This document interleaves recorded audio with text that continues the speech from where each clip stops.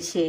એક ગોપીએ પોતાની રવૈને કૂવામાં નાખી દીધી અને કહે છે કે સાસુમાં રવૈ મળતી નથી। સાસુમાં કહે છે કે મેં ત્યાં જ ખીંટી પર લગાડી છે, જો તને કેમ દેખાતું નથી? કહે છે ના, મેં બરોબર જોયું, ક્યાંય દેખાતું નથી। હું મૈયા પાસેથી લઈ આવું અને બિલોવીને પછી પાછી આપી દઈશ।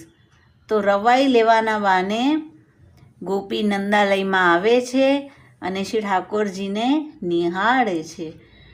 બીજી એક ગોપી આવી છે, મૈયા અમારા ઘરમાં ચિત્રો બનાવવાના છે, તો આપના ઘરના ગાય, યમુનાજી, ગિરિરાજજી, મોર, પોપટ હું બરાબર જોઈ લઉં, જેથી કરીને તેવી જ ચિત્રકારી હું અમારા ઘરમાં પણ કરીશ।